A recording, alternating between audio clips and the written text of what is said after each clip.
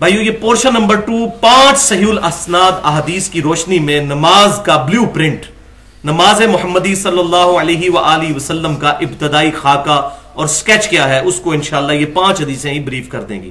احادیث تو بہت ہیں لیکن گھنٹوں چاہیے، لیکن یہ 5 احادیث انشاءاللہ ایسی ہیں، ان میں سے سب سے زیادہ کریٹیکل احادیث کہ پوری نماز کی سٹرکچر کو آپ کے سامنے کلیئر کر دیں گی. اور یہ 5 کی 5 احادیث اہل سنت کی متفقہ ہیں الحمدللہ. اور یہاں میں یہ بات بھی عرض کر دوں کہ میں تمام مکاتب فکر کے ساتھ رہا ہوں. میری پیدائش جو ہے وہ بریلوی مکتبہ فکر کے اندر ہوئی.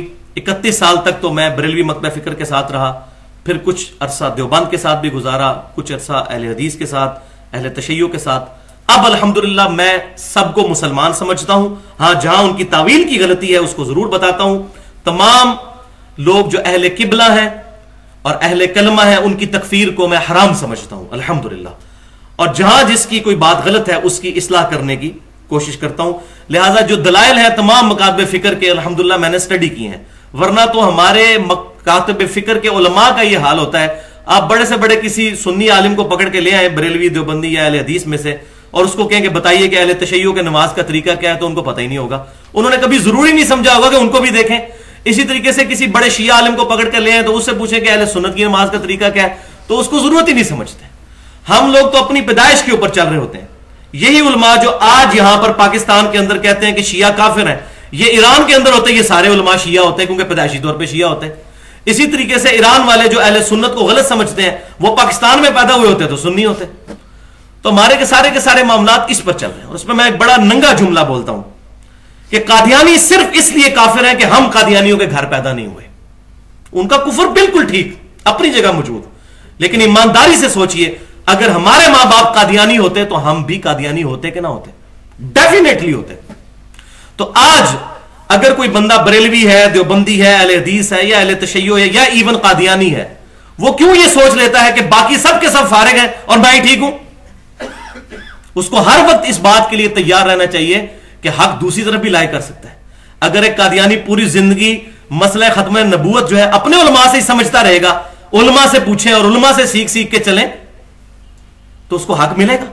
اسی طریقے سے اگر کوئی بریلوی صرف بریلوی علماء سے پوچھتا رہے گا اس کو کبھی حق نہیں ملے گا کہ باقی لوگ کیا کہتے ہیں.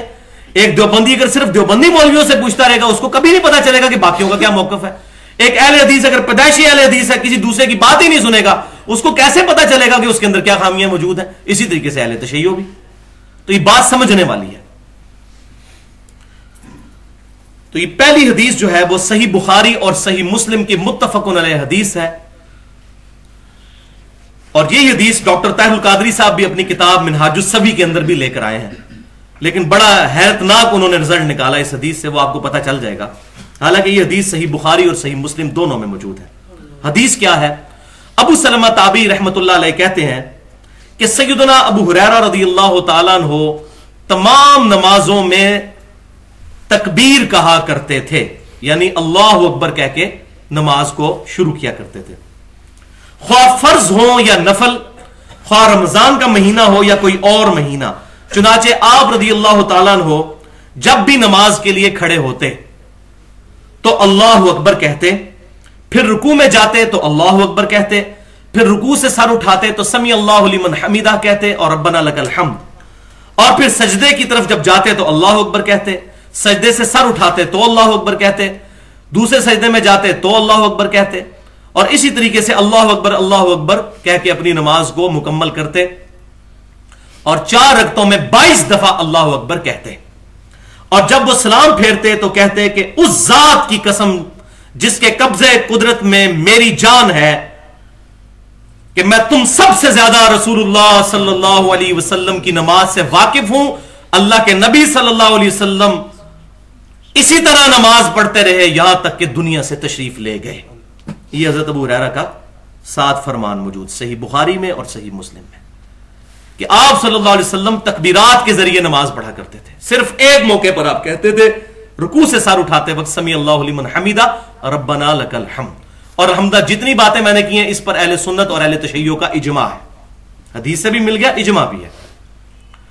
اب ڈاکٹر طاہر القادری صاحب نے منہاج السوی میں سے کیا رزلٹ نکالا؟ اس پہ ہیڈنگ انہوں نے باندھ دی کہ رفع یدین نہ کرنے کا بیان.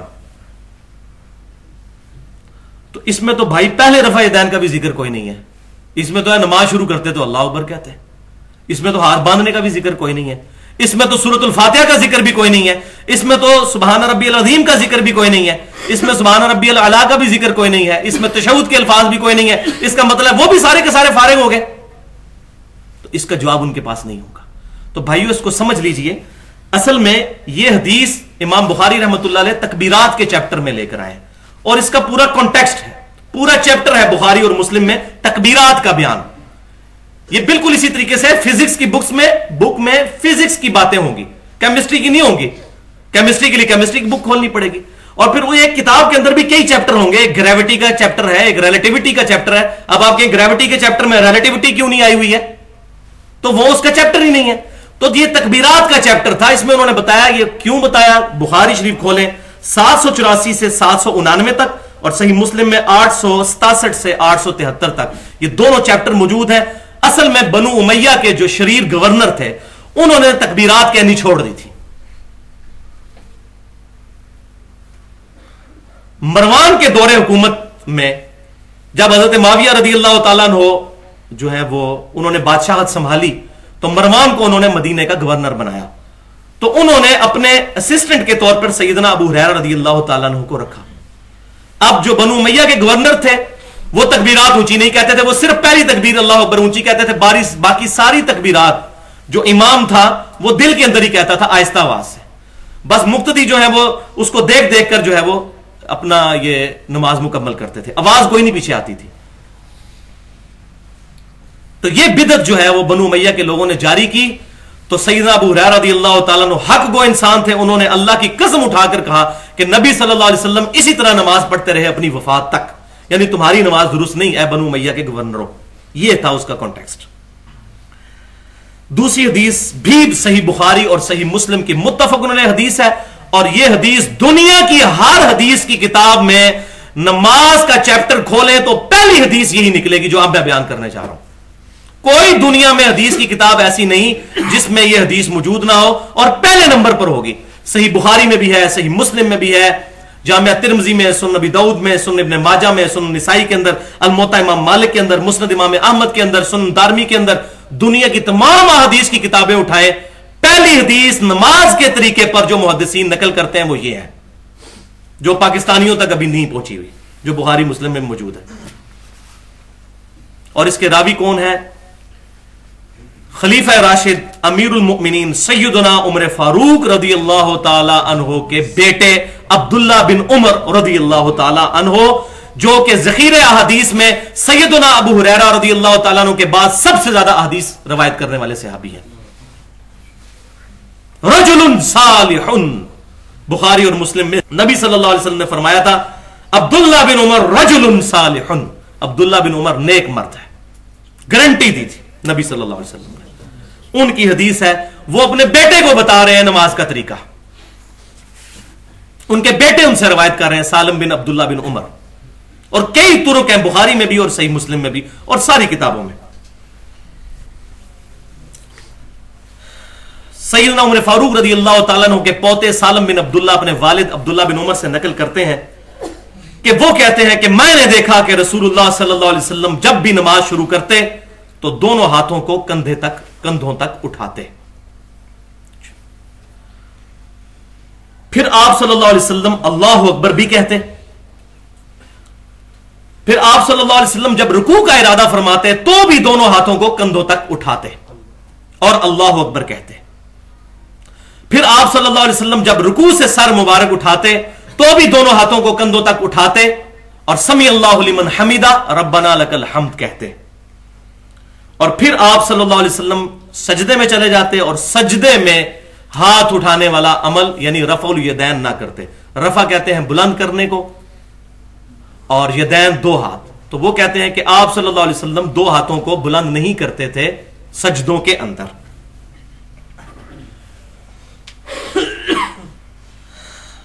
یہ حدیث جو ہے دنیا کی تمام حدیث کی کتابوں میں بنیادی حدیث ہے نماز کے طریقے پر.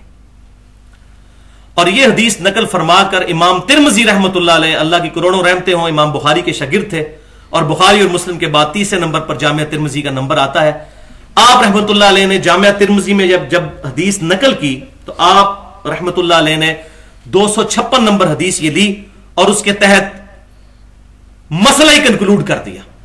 امام ترمذی کے کامنٹس پڑھ کے آپ کو بتانے لگا ہوں اس حدیث کے کانٹیکسٹ میں. فرماتے ہیں کہ حدیث ابن عمر رضی اللہ تعالیٰ عنہ حسن صحیح حدیث ہے. یہ فرمایا کہ یہ صحیح حدیث ہے. خیر بخاری اور مسلم میں موجود تھی لیکن امام ترمذی نے بھی کہا یہ صحیح حدیث ہے. اور پھر انہوں نے صحابہ تابعین اور تبع تابعین کو بائی نیم مینشن کیا کہ ان تمام صحابہ کا اور تابعین اور تبع تابعین کا نماز کا طریقہ یہی تھا. پہلے نمبر پہ پتہ کس کا نام لیا؟ سیدنا عمر رضی اللہ تعالیٰ عنہ، سیدنا علی رضی اللہ تعالیٰ عنہ، سیدنا ابو ہریرہ رضی اللہ تعالیٰ عنہ، سیدنا انس بن مالک، سیدنا جابر بن عبداللہ، سیدنا عبداللہ ابن عباس رضی اللہ تعالیٰ عنہم اجمعین. اور اس کے علاوہ کتنے صحابہ کا، مالک بن حویرث کا، وائل بن حجر کا، کتنے صحابہ کو بائی نیم مینشن کیا کہ وہ اسی طریقے پر نماز پڑھتے تھے.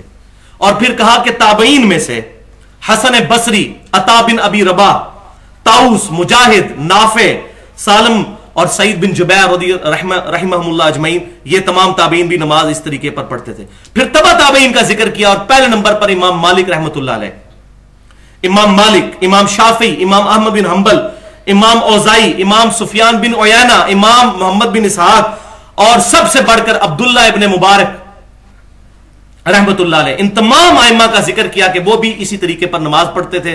اور اس کے بعد بڑا ایکسکلوسیو جملہ بولا، بہت سخت جملہ بولا کہ عبداللہ بن مبارک فرماتے ہیں. اور عبداللہ بن مبارک کون ہے؟ امام بخاری کے بھی دادا استاد اور امام ترمذی کے بھی دادا استاد اور امام ابو حنیفہ رحمت اللہ علیہ کے شاگرد. عبداللہ بن مبارک المتوفى 181 ہجری. امام ترمذی نے ساتھ ہی نقل فرمایا کہ عبداللہ بن مبارک فرماتے ہیں کہ جو شخص نماز میں رکوع میں جاتے وقت اور رکوع سے اٹھتے وقت رفع الیدین کرتا ہے اس کی نماز کا طریقہ تو ثابت ہے جو عبداللہ بن عمر رضی اللہ تعالیٰ عنہ سے ان کے بیٹے نے بیان کیا، اور جو بندہ رفع الیدین کے بغیر نماز پڑھتا ہے اس کی حدیث ثابت نہیں ہے جو مشہور ہو چکی ہے کہ ابن مسعود رضی اللہ تعالیٰ عنہ کہتے ہیں کہ نبی صلی اللہ علیہ وسلم نماز کے شروع میں صرف ہاتھ اٹھاتے تھے، دوبارہ نہیں اٹھاتے تھے. عبداللہ بن مبارک کہتے ہیں یہ حدیث ثابت ہی کوئی نہیں ہے. اللہ اکبر. کنکلوڈنگ جملہ. اتنا بڑا دعویٰ، اتنا بڑا دعویٰ، اتنا بڑا دعویٰ کیسے کر دیا؟ اور یہ تو امام ترمذی ہیں، ان کے استاد کی سنیں امام بخاری رحمت اللہ علیہ. انہوں نے ایک پوری ایکسکلوسیو بک لکھی ہے جز رفع الیدین. جز حدیث کی اس کتاب کو کہتے ہیں جو ایک پرٹیکولر ٹاپک پر لکھی جائے. جز رفع الیدین. اس کے مقدمے میں انہوں نے بڑے سخت الفاظ کے ساتھ اس چیز کو ایڈریس کیا ہے. وہ یہ کہتے ہیں میں کتاب کیوں لکھنے جا رہا ہوں؟ وہ کہتے ہیں کہ میں اس میں اس شخص کا رد کر رہا ہوں جس نے نبی صلی اللہ علیہ وسلم کی سنت سے منہ پھیڑا ہے اور وہ اہل سنت کا دشمن ہے اور وہ متکبر شخص ہے اور اس نے اجمیوں کی حدیث کے علم سے ناواقفیت کی بنا پر رفع الیدین کی سنت کو ان پر مبہم اور امبیگوس کر دیا اور اپنے گرد لوگوں کا جھمگٹا لگا کر وہ خوش ہوتا ہے اور اس نے اہل سنت کا راستہ چھوڑ دیا بلکہ یہ اہل سنت کا دشمن ہے. اور پھر ساتھ لکھتے ہیں وہ مقدمے میں ہی کہ یہ وہ شخص ہے کہ جس کی ہڈیوں اور گوشت اور دماغ کے اندر بدعت جاری ہو چکی ہے کہ اس نے رفع الیدین کی سنت کی مخالفت کی ہے. پھر انہوں نے کہا کہ اللہ کے نبی صلی اللہ علیہ وسلم نے سچ فرمایا تھا کہ میری امت کا ایک گروہ قیامت تک حق پر قائم رہے گا اور کوئی نقصان پہنچانے والا ان کو نقصان نہیں پہنچا سکے گا، وہ قیامت تک حق پر قائم رہیں گے. تو انہوں نے کہا الحمدللہ اس گروہ کے لوگ موجود ہیں اور اس سنت کو مردہ نہیں ہونے دیں گے، زندہ کریں گے انشاءاللہ. اور پھر انہوں نے فوراً بعد حدیث لی، 122 حدیثیں اس میں جمع کی ہیں رفع الیدین کے بارے میں. اور پہلی حدیث لی سیدنا مولا علی رضی اللہ تعالیٰ عنہ سے. مولا کا مطلب دلی محبوب. انہوں نے میں سمجھتا ہوں قلعہ ہی ٹھوک دیا، تابوت میں آخری کیل ٹھوکا. یہ کہتا نہیں بتائیں جی خلفاء راشدین کی نماز کا طریقہ کیا تھا. تو انہوں نے پہلی حدیث ہی مولا علی سے لی ہے، پچھلے تینوں خلفاء ویسے ہی کور ہو جائیں گے. پہلی حدیث مولا علی سے لی رضی اللہ تعالیٰ عنہ، اور پھر مولا علی سے جب حدیث نقل کی وہ آگے آ بھی جائے گی انشاءاللہ، میں بیان کروں گا. تیسری حدیث وہی ہے. حدیث نقل کرنے کے بعد انہوں نے پھر لکھا کہ 70 صحابہ سے इसी तरीके से नमाज पढ़ने की रवायतें मेरे तक पहुंची हैं, और वो कहते हैं मेरा चैलेंज है, मैं पूरी दुनिया में घूमा हूं, किसी एक सहाबी से भी एक रकत बगैर रफुल यदैन के रुकू में जाते वक्त और रुकू से उठते वक्त साबित ही नहीं है। इतना बड़ा दावा, इतना बड़ा चैलेंज, ये इतना बड़ा चैलेंज उन्होंने क्यों किया, इंशाल्लाह इसको मैं अगली दफा डिस्कस करूंगा। आज ये मेरा टॉपिक नहीं, मैं सिर्फ इसको ब्रीफली थोड़ा सा मैंने बयान कर दिया, और मैं इंशाल्लाह अगली दफा बताऊंगा कि ये मामलात कैसे सामने आए। और ये जो बातें मशहूर कर दी हैं जी, बगलों में बुत रख के आते थे, ये हदीस पता नहीं कहां से निकाल ली। इसी तरीके से घोड़ों की दुमा वाली हदीस और रफुल यदैन को मक्खियां मारना और इस किस्म की जो बेहुदा बातें की जाती हैं उनकी इल्मी गिरफ्त, उसके लिए अलग से टॉपिक चाहिए था। मैं नहीं चाहता कि आज के टॉपिक को इसकी तरफ ले जाऊं मुकम्मल तौर पर, क्योंकि आम आदमी अल्हम्दुलिल्लाह सलीमुल फितरत है, उसको जब बता दिया जाए कि ये भाई सही बुखारी में सही मुस्लिम में नमाज का तरीका लिखा हुआ है, उसको अगर मौलवी कोई पट्टी ना पढ़ाए तो सीधा मुसलमान ही होता है बेचारा, चाहे वो बरेलवी हो, देवबंदी हो, अहले हदीस हो, शिया हो। मौलवी पट्टी पढ़ाएगा तो वो फिर अपने बुजुर्गों के पीछे लगा देगा। आम मुसलमान के लिए काफी है कि भाई ये हदीस आ गई, दैट्स ऑल। इसलिए आम मुसलमानों को हमने एड्रेस करना है, मौलवियों को तो अल्लाह ताला ही हिदायत दे सकता है। भाइयों, ये जो हदीस मैंने इब्ने उमर रज़ियल्लाहु ताला से बयान की, यही हदीस सही बुखारी और सही मुस्लिम में एक और सहाबी से भी है, और वह है मालिक बिन हुवैरिस रज़ियल्लाहु ताला अन्हु। बुखारी और मुस्लिम में उनसे भी यह हदीस रवायत है, और सही मुस्लिम में जो रवायत है मालिक बिन हुवैरिस रज़ियल्लाहु ताला अन्हु से, उसमें अल्फाज हैं कि नबी सल्लल्लाहु अलैहि वसल्लम अपने दोनों हाथ कानों तक उठाते थे, कानों तक उठाते थे। इसको मैं इंशाल्लाह बाद में ब्रीफ करूंगा। बाज़ हदीस में कंधों तक, बाज में है कानों तक, तो यह फर्क क्यों आया। इसी तरीके से सही मुस्लिम में वाइल बिन हुजर रज़ियल्लाहु ताला अन्हु से भी रवायत है, और उसमें भी 3 मौके पर रफुल यदैन करने का जिक्र है, नमाज शुरू करते वक्त, रुकू में जाते वक्त और रुकू से उठते वक्त। और एक चौथा रफुल यदैन है जो कि सही बुखारी में इंटरनेशनल नंबरिंग के मुताबिक 739 नंबर हदीस में है, वो है 2 रकतों से उठने के बाद, वो चौथा रफुल यदैन है। बाकी जो 5वां रफुल यदैन है, यानी सजदों में रफुल यदैन करना, तो उसके बारे में जरा सुन लीजिए कि बुखारी और मुस्लिम की जो हदीस है मालिक बिन हुवैरिस रज़ियल्लाहु ताला अन्हु से कि नबी सल्लल्लाहु अलैहि वसल्लम नमाज के शुरू में भी कानों तक हाथ उठाते थे, फिर रुकू में जाते वक्त भी कानों तक हाथ उठाते थे, और रुकू से उठकर भी। यह हदीस जब सुनन निसाई के अंदर आती है तो उसमें आगे अल्फाज मौजूद है कि आप सल्लल्लाहु अलैहि वसल्लम 2 सजदों के दरमियान भी रफुल यदैन करते थे। लेकिन यह हदीस उसूल मुहद्दिसीन पर ज़ईफ है। वो क्यों? इसमें सबसे बड़ा सुकम यह है कि इसमें कतादा जो है वो मुदल्लिस है और अन से रवायत कर रहे हैं, और सही मुस्लिम के मुकदमे में यह पेट रूल है कि मुदल्लिस की अन वाली रवायत ज़ईफ होती है जब तक कि वो समा की तसरीह ना कर दे, यानी ये ना बता दे कि मैंने ये हदीस किससे सुनी। तदलीस कहते हैं छुपाने को, तो वो अपने उस्ताद को छुपा कर हदीस बयान करता है अन से, अखबरना या हद्दसना से बयान नहीं करता। तो जब तक समा की तसरीह मौजूद ना हो वो हदीस ज़ईफ तसव्वुर की जाएगी। तो कतादा जो है मुदल्लिस है। सुनन निसाई की उस हदीस में उसका नंबर भी सुन लीजिए, 1086 नंबर हदीस है, और यही हदीस सुनन कुबरा इमाम निसाई की जो किताब है, जिसमें से सुनन निसाई सुगरा निकाली गई, और वो किताब बड़ी किताब है, 11,717 हदीस है उसमें, और आम जो सुनन निसाई है इसमें 5,761 है, यानी आधी हदीस है। तो ओरिजिनल किताब वो है जिससे निकाली गई। और दूसरी इसमें गलती ये हुई कि कातिब की गलती से सईद जो लफ्ज है वो शोबा लिखा गया। तो सईद असल में रावी हैं जिनसे जो है जिन्होंने कतादा से बयान किया है, क्योंकि अगर शोबा कतादा से बयान कर देना तो शोबा ने खुद ही फरमाया है कि मैं समा की तस्सीह के बगैर कतादा की हदीस नहीं लेता। लेकिन सुनन निसाई जो गलती से छपी है उसमें ये शोबा के अल्फाज छप गए, और ओरिजिनल जो किताब है सुनन निसाई अल कुबरा उसके अंदर सईद के अल्फाज मौजूद हैं। ये मैंने क्लियर कर दिया, और उस हदीस का नंबर जो है वो 672 है सुनन निसाई अल कुबरा के अंदर।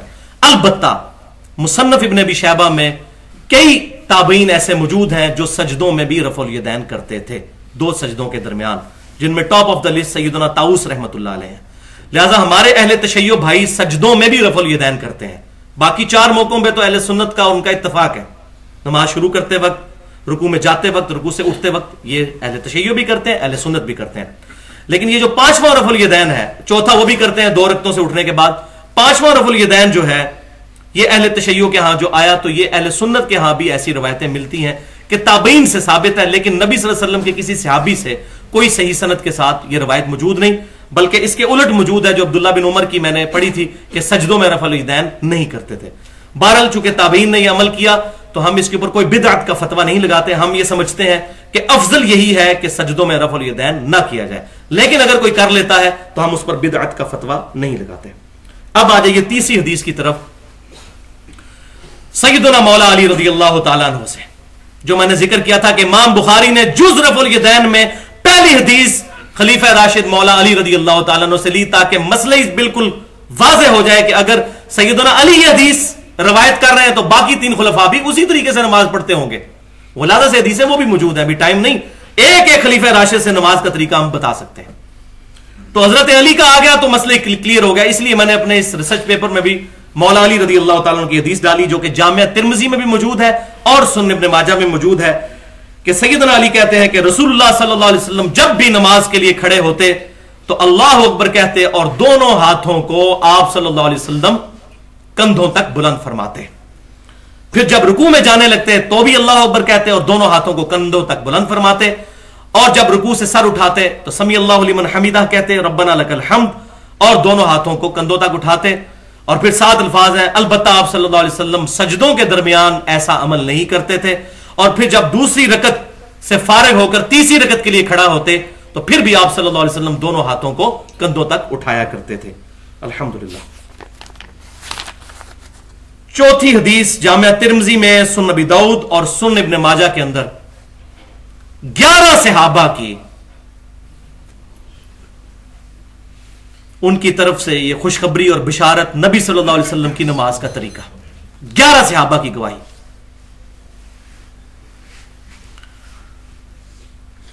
सैयदना अबू हुमैद सादी रज़ियल्लाहु ताला अन्हु, यह हदीस तिरमिज़ी में भी मौजूद, अबू दाऊद में मौजूद, इब्न माजा में मौजूद, और इस सनद पर इमाम बुखारी रहमतुल्लाह अलैह एक हदीस भी लेकर आए हैं सही बुखारी के अंदर, इंटरनेशनल नंबरिंग के मुताबिक 828 नंबर। ये मैं इसलिए बता रहा हूं कि बाज बदबख्त इस हदीस को ज़ईफ साबित करने की कोशिश करते हैं, और वो कहते हैं कि ताबी की मुलाकात ही साबित नहीं है अबू हुमैद सादी से, तो ताबी की मुलाकात मोहम्मद बिन अमर बिन अता जो ताबी हैं उनकी मुलाकात साबित है, सही बुखारी में मुत्तसिल सनद पूरी मौजूद है इसी सनद पे। वो कहते हैं कि मैंने सैयदना अबू हुमैद सादी रज़ियल्लाहु ताला अन्हु को 10 सहाबा की मौजूदगी में पाया, और यह वाकया नबी सल्लल्लाहु अलैहि वसल्लम की वफात से तकरीबन 25 से 30 साल बाद का है, 25 से 30 साल बाद, क्योंकि जो ताबी बयान कर रहे हैं वो समा के काबिल उस वक्त हुए हैं कि जब नबी सल्लल्लाहु अलैहि वसल्लम की वफात से 30 साल गुजर चुके थे, तो वो उस मजलिस में मौजूद थे जिसमें 10 सहाबा कराम और 11वें अबू हुमैद सादी रज़ियल्लाहु ताला अन्हु मौजूद थे। तो वो 10 सहाबा में अबू हुमैद सादी रज़ियल्लाहु ताला अन्हु खड़े हुए और उन्होंने कहा कि मैं तुम सबसे ज्यादा वाकिफ हूं कि रसूलुल्लाह सल्लल्लाहु अलैहि वसल्लम नमाज कैसे पढ़ा करते थे। तो पता है उन सहाबा ने क्या कहा? उन्होंने कहा, ए अबू हुमैद, आप तो बिल्कुल आखिर में मुसलमान होने वाले सहाबा में से थे, आपने तो नबी सल्लल्लाहु अलैहि वसल्लम की उतनी सोबत ही नहीं की जितनी हमने सोबत की है, क्योंकि इसमें सैयदना अबू क़तादा भी मौजूद थे रज़ियल्लाहु ताला अन्हु, जो जय्यद सहाबा में से थे। तो आप तो बिल्कुल एंड पर मुसलमान हुए हैं, आपने तो आप सल्लल्लाहु अलैहि वसल्लम की इतनी सोबत ही नहीं की है, और आप दावा कर रहे हैं कि आप हमसे भी ज्यादा नमाज का तरीका जानते हैं। लेकिन सहाबा में आजिज़ी थी, उन्होंने नहीं कहा बैठ जा तू, उन्होंने कहा कि आप बयान कीजिए कि नबी सल्लल्लाहु अलैहि वसल्लम की नमाज का तरीका कैसा था, यानी अगर ठीक हुआ तो हम तस्दीक कर देंगे और गलत हुआ तो आपकी इस्लाह कर देंगे। तो फिर अल्हम्दुलिल्लाह उन्होंने जो नमाज का नक्शा खींचा है, अल्हम्दुलिल्लाह इतना बेहतरीन नक्शा खींचा है कि पूरी की पूरी नमाज उसके अंदर समौती है, अल्हम्दुलिल्लाह। अब ये वर्ड बाय वर्ड मैं पढ़कर सुनाता हूं, इसका टेस्ट ही इसमें है। सैयदना अबू हुमैद सादी रज़ियल्लाहु ताला अन्हु 10 सहाबा जिनमें अबू क़तादा भी मौजूद थे खड़े हुए, और ये सारा मामला जो मैंने बयान किया उसके बाद वो कहने लगे कि रसूलुल्लाह सल्लल्लाहु अलैहि वसल्लम जब भी नमाज के लिए खड़े होते तो अपने दोनों हाथों को कंधों के बराबर उठाते, फिर तकबीर कहते। तो दोनों तरीकों से दुरुस्त है, पहले अल्लाह अकबर कह के बाद में हाथ उठाना, साइमल्टेनियसली उठाना, या पहले हाथ उठाना और बाद में अल्लाह अकबर कहना। ये तीनों तरीके हदीस में साबित है। बुखारी मुस्लिम में हम पढ़ चुके कि आप सल्लल्लाहु अलैहि वसल्लम अल्लाह अकबर कहते और दोनों हाथ कंधों तक उठाते। इसमें है कि दोनों हाथ कंधों तक उठाते और अल्लाह अकबर कहते, तो इसमें अल्हम्दुलिल्लाह उम्मत के लिए आसानी है। फिर तकबीर कहते, फिर किरात करते, फिर तकबीर कहकर हाथों को कंधों के बराबर उठाते और फिर रुकू करते और अपनी हथेलियां घुटनों पर रख देते, गोया के उन्हें पकड़ा हुआ हो। हाथों को कमान की तरह तान कर पहलुओं से दूर कर लेते, बिल्कुल सीधे हाथ रख लेते रुकू के अंदर। कमर बिल्कुल सीधी कर लेते, ना तो सर मुबारक को झुकाते और ना ही बुलंद करते। फिर जब रुकू से सर उठाते तो समी अल्लाहु लिमन हमीदा रब्बना लकल हम्द कहते और फिर दोनों हाथों को कंधों तक उठाते। ये 30 साल बाद का जिक्र है। और फिर इत्मीनान के साथ सीधे खड़े हो जाते, फिर तकबीर कहकर जमीन की तरफ झुकते, सजदे में नाक और पेशानी को जमीन पर रख देते, अपने हाथों को अपने पहलुओं से दूर रखते, हथेलियों को कंधों के बराबर रखते और रानों को पेट के साथ ना लगने देते, यानी खुलकर सजदा करते। पांव की उंगलियां किबला की तरफ मोड़ लेते, यानी ऐसे मुड़ी हुई होती किबला रुख। मैं इंशाल्लाह प्रैक्टिकल भी करके बता दूंगा। फिर सर उठाते, बाएं पांव को मोड़ लेते और उस पर बैठ जाते और इस कदर इत्मीनान से बैठते कि हर हड्डी अपनी जगह पर आ जाती, यानी जलसे के अंदर 2 सजदों के दरमियान सुकून से बैठ जाते। फिर आप सल्लल्लाहु अलैहि वसल्लम सजदा करते, फिर तकबीर कहकर उठते और बायां पांव मोड़कर उस पर बैठ जाते, इस कदर इत्मीनान के साथ कि हर हड्डी अपनी जगह पर आ जाती, यानी दूसरा सजदा करके भी फिर बैठ जाते आप सल्लल्लाहु अलैहि वसल्लम। इसको कहते हैं जलसा इस्तराहत। यहां तो जिक्र है और बुखारी शरीफ में इसका हुक्म भी मौजूद है। वो मैं जब उलमाए अरब का रद्द करूंगा कि उन्होंने नमाज के अंदर जो खराबियां डाली हैं इस वक्त उलमाए हरमैन ने, तो इनकी इंशाअल्लाह ताला जो इल्मी गिरफ्त करूंगा इसी लेक्चर में, उसमें मैं बताऊंगा कि दूसरे सजदे के बाद भी आप सल्लल्लाहु अलैहि वसल्लम बैठ जाया करते थे। बैठ जाते हत्ता कि हर हड्डी अपनी जगह पर आ जाती। फिर आप सल्लल्लाहु अलैहि वसल्लम खड़े होते और दूसरी रकत भी इसी तरह मुकम्मल फरमाते। फिर जब दूसरी रकत के बाद खड़े होते तो तकबीर कहकर अपने दोनों हाथों को कंधों तक उठाते, यानी 2 रकतें मुकम्मल करने के बाद जब तीसरी रकत में खड़े होते तो वही मौला अली ने जो कहा था रज़ियल्लाहु ताला अन्हु कि आप सल्लल्लाहु अलैहि वसल्लम सजदतैन के बाद यानी कि 2 रकतों के बाद भी रफ़ुल यदैन करते थे। इन्होंने भी उसी का जिक्र किया। फिर आप सल्लल्लाहु अलैहि वसल्लम अपनी बाकी नमाज में भी ऐसा ही करते, हत्ता कि जब आखिरी सजदा होता जिसके बाद आप सल्लल्लाहु अलैहि वसल्लम ने सलाम फेरना होता तो आप सल्लल्लाहु अलैहि वसल्लम तवर्रुक फरमाया करते थे। तवर्रुक क्या है? वो सही बुखारी में पूरा तरीका भी मौजूद है, इसमें भी मौजूद है कि आप सल्लल्लाहु अलैहि वसल्लम अपना दायां पांव मुबारक खड़ा कर लेते और बाएं पांव मुबारक को दाएं पांव की पिंडली से गुजार कर बाएं कूल्हे पर बैठ जाते, जिस तरह हमारी घर में औरतें तशहुद बैठती हैं। यह है सही सुन्नत का तरीका। और यह बड़ी अजीब बात है कि औरतें हाथ भी सही उठाती हैं। तो हम तो लोगों को कहते हैं यार जाके अपनी अम्मी से नमाज सीखो, मौलवी से ना सीखो, तो आपको काफी सारी नमाज दुरुस्त हो जाएगी। औरतें जो है वो दूसरे सजदे के बाद भी बैठ के उठती हैं हाथों का सहारा लेकर, और बुखारी शरीफ में मौजूद है कि आप सल्लल्लाहु अलैहि वसल्लम भी हाथों का सहारा लेकर दूसरे सजदे के बाद जब बैठते थे तो हाथों का सहारा लेकर रकत के लिए खड़े होते थे। तो अब भी आपसे कहो कि मौलवी से नमाज ना सीखो, जाके अम्मी से सीखो। फिर आप सल्लल्लाहु अलैहि वसल्लम बाएं कूल्हे पर बैठ जाते और दाएं पांव के पंजे को किबला रुख कर लेते, दाएं हाथ को दाएं घुटने पर और बाएं हाथ को बाएं घुटने पर रखते और शहादत की उंगली से इशारा फरमाते। फिर आप सल्लल्लाहु अलैहि वसल्लम सलाम फेर देते।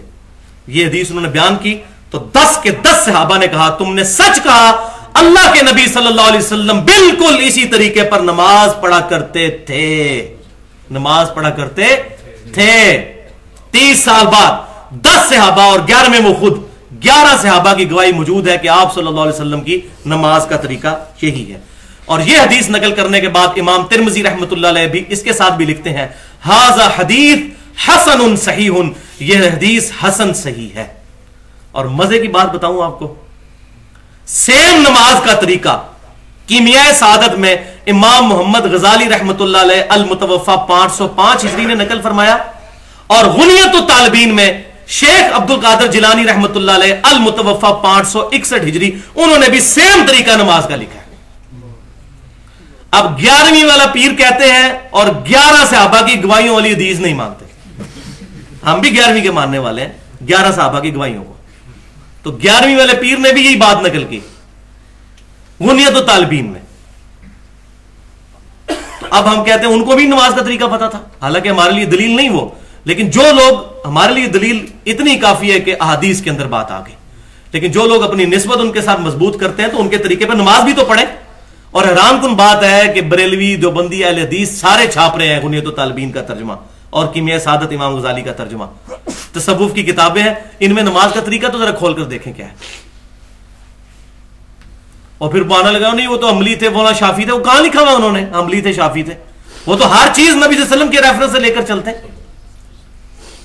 تو پھر میں اس پہ ایک بڑا سخت جملہ بولتا ہوں، اگر آپ حملی ہو کر رفع الیدین کرنے کو صحیح سمجھتے ہیں تو ہمیں محمدی ہو کر صلی اللہ علیہ وسلم رفع الیدین کرنے دیں، خدا کے لیے ہم پر فتویٰ نہ لگائیں، ہماری نسبت بہت بڑی ہے الحمدللہ۔ پانچویں اور آخری حدیث پورشن نمبر 2 کی، یہ بہت کریٹیکل حدیث ہے اور اسی میں انشاءاللہ تعالی کچھ مسائل بھی کلیئر ہوں گے۔ یہ حدیث صحیح مسلم میں بھی موجود ہے، 896 نمبر، میں نے نمبر اس لیے بتایا، یہ بڑی کریٹیکل حدیث ہے۔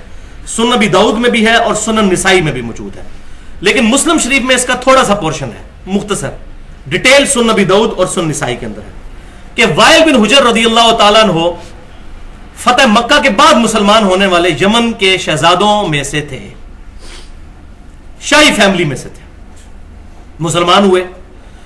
اور ابو داؤد میں اور نسائی میں الفاظ ہے کہ میں صرف اس لیے مدینہ شریف آیا کہ دیکھوں کہ نبی صلی اللہ علیہ وسلم نماز کس طرح پڑھتے ہیں۔ اللہ اکبر، فتح مکہ کے بعد۔ اب آپ ذرا دیکھ لیجیے، وہ کہتے ہیں نہیں بت رکھ کے صحابہ آتے تھے تو وہ اس لیے رفع دین ہوتا تھا، فتح مکہ کے بعد تو پورے عرب پہ نبی صلی اللہ علیہ وسلم کی حکومت ہو چکی ہوئی تھی، بت رکھنے کی اس کی مجال تھی، بت تو ٹوٹ چکے تھے جو ہے وہ 8 ہجری میں فتح مکہ میں، یہ 9 ہجری میں مسلمان ہوئے اور کہتے ہیں میں صرف اس لیے آیا کہ میں دیکھوں کہ اللہ کے نبی صلی اللہ علیہ وسلم نماز کس طرح پڑھتے ہیں۔ بندہ اسپیشلی سفر اس کے لیے کرنے کے لیے ہے، صحیح مسلم میں بھی موجود، سنن ابی داؤد میں بھی، سنن نسائی میں بھی۔ اب ان کو دیکھیے انہوں نے نماز کا طریقہ کیا بیان کیا ہے۔ وائل بن حجر رضی اللہ تعالیٰ عنہ کہتے ہیں کہ میں نے دل ہی دل میں سوچا کہ رسول اللہ کی نماز کو ضرور دیکھوں گا۔ میں نے آپ صلی اللہ علیہ وسلم کو دیکھا کہ آپ کھڑے ہوئے اور تکبیر کہی اور اپنے دونوں ہاتھوں کو اٹھایا یہاں تک کہ کانوں کے برابر لے آئے۔ پھر آپ صلی اللہ علیہ وسلم نے اپنا دایاں ہاتھ بائیں ہاتھ پر رکھا، مسلم میں یہ الفاظ ہیں، دایاں ہاتھ بائیں ہاتھ پر رکھا، اور ابو داؤد نسائی میں یہ ہے کہ آپ صلی اللہ علیہ وسلم نے اپنا دایاں ہاتھ بائیں ہتھیلی، کف اور ساعد پر رکھا۔ اس کو عربی میں کہتے ہیں رزق، را سین اور غین، اور اس کو کہتے ہیں کف اور اس کو کہتے ہیں ساعد، یعنی کہ کونی سے لے کر یہاں تک۔ تو کہتے ہیں میں نے نبی صلی اللہ علیہ وسلم کو دیکھا کہ آپ صلی اللہ علیہ وسلم نے اپنا دایاں ہاتھ بائیں ہاتھ کی ہتھیلی، کف اور ساعد پر رکھا، اچھا یعنی پورے بازو پر رکھا۔ اس کو میں بعد میں بریف بھی کروں گا، اس میں جو اختلاف آتا ہے۔ جب آپ صلی اللہ علیہ وسلم نے رکوع کا ارادہ کیا تو اپنے ہاتھوں کو اسی طرح اٹھایا جیسا کہ شروع میں اٹھایا تھا، یعنی کانوں تک۔ پھر آپ صلی اللہ علیہ وسلم نے یہ رکوع میں جاتے وقت، اور پھر آپ صلی اللہ علیہ وسلم نے رکوع کے اندر دونوں ہاتھوں کو گھٹنوں پر رکھا۔ پھر آپ صلی اللہ علیہ وسلم نے اپنا سر مبارک جب اٹھایا تو پھر دونوں ہاتھوں کو بلند کیا جس طرح نماز کے شروع میں کیا تھا، یعنی رکوع کے بعد بھی۔ پھر آپ صلی اللہ علیہ وسلم نے سجدہ کیا اور اپنی دونوں ہتھیلیوں کو اپنے کانوں کے برابر رکھا۔ پھر آپ صلی اللہ علیہ وسلم بیٹھ گئے اور اپنے بائیں پاؤں کو بچھایا اور اپنا بایاں ہاتھ بائیں ران پر اور دایاں ہاتھ دائیں ران پر رکھا اور دائیں کونی کو دائیں ران کے ساتھ ملا لیا۔ وہ تورک میں ایسا ہی ہوتا ہے، وہ انشاءاللہ بتا بھی دوں گا۔ اور پھر درمیان کی انگلی اور انگوٹھے کا حلقہ بنایا اور آپ صلی اللہ علیہ وسلم نے باقی ہاتھ کو بند فرما کر شہادت کی انگلی سے اشارہ کیا، اور میں نے آپ صلی اللہ علیہ وسلم کو دیکھا کہ آپ صلی اللہ علیہ وسلم جب دعا فرما رہے تھے تو اپنی انگلی کو ہلا بھی رہے تھے۔ پہلے خالی اشارہ کیا اور دعاؤں کے دوران اس کو ہلکا ہلکا ایسے ایسے نہیں ہلانا، یہ جیسے سعودی عرب میں بھی بعض عربی بڑا تیز سے ہلا رہے ہوتے ہیں، بالکل آہستہ آہستہ ایسے۔ اور مسند امام احمد میں صحیح حدیث موجود ہے کہ یہ شہادت کی انگلی نماز میں جب اٹھائی جاتی ہے یہ شیطان پر لوہے سے بھی زیادہ سخت پڑتی ہے، یہ الحمدللہ۔ تو یہ جو شہادت کی انگلی اٹھانے کا ذکر ہے اور اس کو ہلانے کا، یہ ابو داؤد اور نسائی کے اندر، اور پہلا والا حصہ جو ہے وہ کامن ہے۔